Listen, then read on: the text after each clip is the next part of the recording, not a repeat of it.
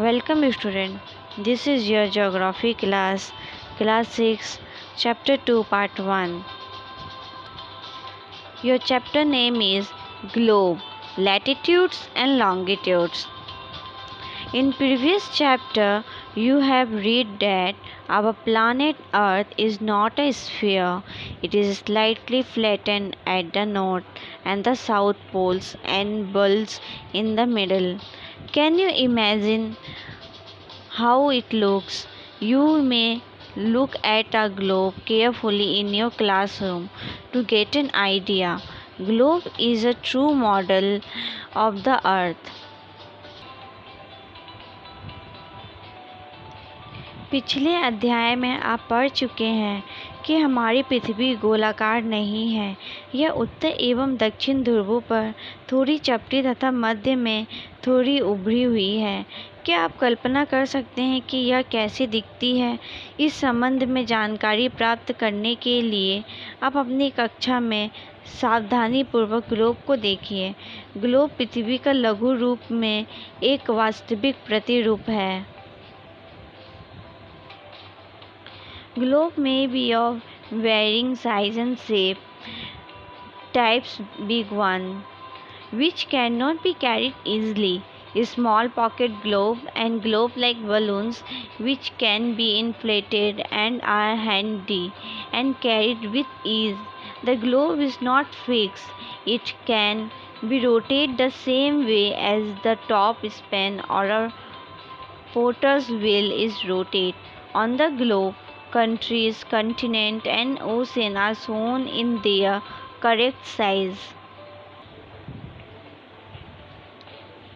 Globe विभिन्न आकार एवं प्रकार के हो सकते हैं। बड़े ग्लोब जो आसानी से एक स्थान से दूसरे स्थान नहीं ले जाया जा सकते, पॉकेट में रखे योग्य छोटे ग्लोब तथा गुब्बारे जैसे ग्लोब जिनमें हवा भरी जा सकती है एवं आसानी से एक स्थान से दूसरे स्थान ले जा सकते हैं। ग्लोब स्थिर नहीं होते, इसे उसी प्रकार घुमाया जा सकता है जैसे कुम्हार का पहिया या लट्टू घुमाता है।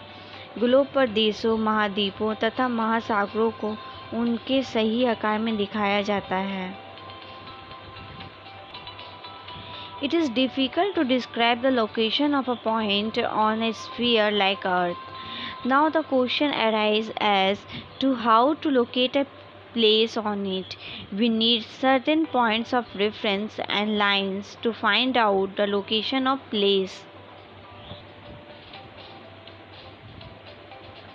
पृथ्वी के समान किसी गोले पर किसी बिंदु की स्थिति का वर्णन करना कठिन है। अब प्रश्न यह उठता है कि इस पर किसी स्थान की स्थिति कैसे बताई जा सकती है। इसके लिए हमें कुछ बिंदुओं एवं रेखाओं के संदर्भ की आवश्यकता होगी। You will notice that a needle is fixed through the globe in a tilted manner, which is called its axis. 2 points on the globe through which the needle passes are 2 poles, North Pole and South Pole. The globe can be moved around this needle from west to east, just as the earth moves. But remember, there is a major difference. The real earth has no such needle. It moves around its axis, which is an imaginary line.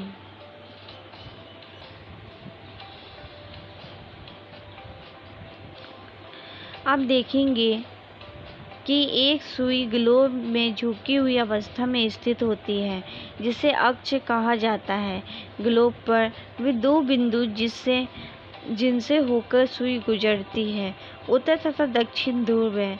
Globe को इस सुई के चारों ओर पृथ्वी की भांति पश्चिम से पूर्व की ओर घुमाया जा सकता है, लेकिन याद रखें इन दोनों में एक अंतर है। पृथ्वी पर वास्तव में ऐसी कोई सुई नहीं होती। यह अपने अक्ष पर चारों ओर घूमती है, जो एक काल्पनिक रेखा है। Another imaginary line running on the globe divides it into 2 equal parts. This line is known as equator. The Northern half of the earth is known as the northern hemisphere and the southern half of the earth is known as southern hemisphere. They are both equals half.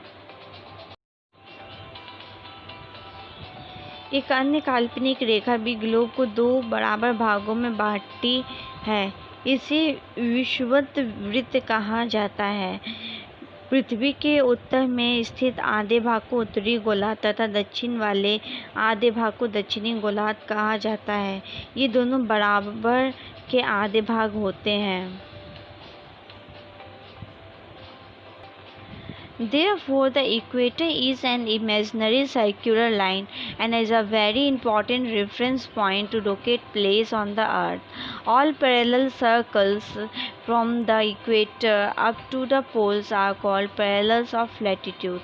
Latitude are measured in degree.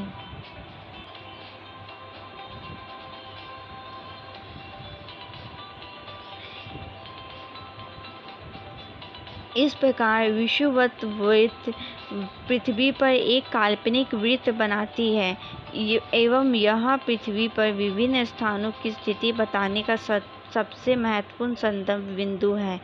विषुवृत्त या वृत्त से ध्रुवों तक स्थित सभी समांतर वृत्तों को अक्षांश समांतर रेखाएं कहा जाता है। अक्षांशों को अंश में मापा जा सकता है। The equator represents the 0-degree latitude since the distance from equator to either of the poles is 1/4 of a circle round the earth. It will measure 1/4 of 360 degree, that is 90 degree. Thus 90 degree north latitude marks the north pole and 90 degree south latitude marks the south pole.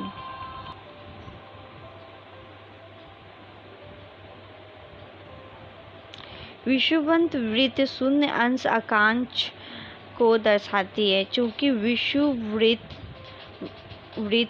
से दोनों तरफ ध्रुवों के बीच की दूरी पृथ्वी के चारों ओर के वृत्त का 1/4 है, अतः आप माप होगा 360 अंश का 1/4 यानी 90 अंश। इस प्रकार 90 अंश उत्तरी अक्षांश उत्तरी ध्रुव को दर्शाता है तथा 90 अंश दक्षिणी अक्षांश दक्षिण ध्रुव को दर्शाता है। As such, all parallels north of the equator are called north latitude. Similarly, all parallels south of the equator are called south latitude. इस प्रकार विषुवृत्त के उत्तर की सभी समांतर रेखाओं को उत्तरी अक्षांश कहा जाता है तथा विषुवृत्त के दक्षिण स्थित सभी समांतर रेखाओं को दक्षिणी अक्षांश कहा जाता है। The value of each latitude is therefore followed by either the word north or south. Generally, this is indicated by the letter N or S.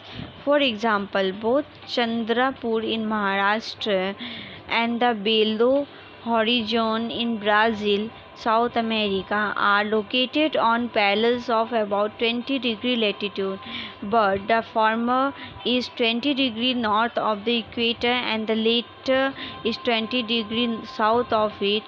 We therefore say that Chandrapur is situated at 20 degree north latitude and Belo Horizonte is situated at 20 degree south latitude.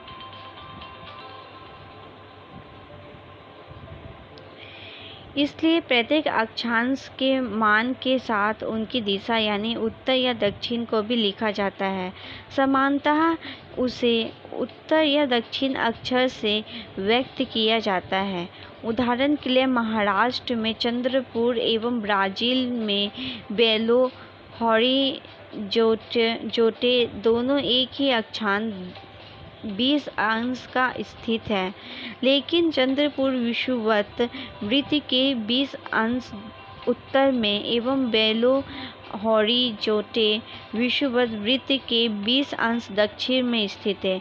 इसलिए हम कहते हैं कि Chandrapur 20 degree उत्तर अक्षांश पर तथा बेलो हॉरिज़ोंटे 20 degree दक्षिण अक्षांश पर स्थित है।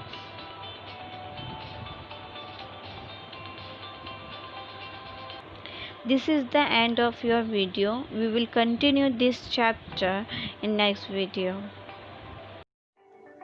If you have any doubt, please let us know. We will try to clear your doubts in another video. अगर आपको कोई संदेह है तो कृपया करके हमें बताइए। हम अगले वीडियो में आपके संदेह को दूर करने का प्रयास करेंगे।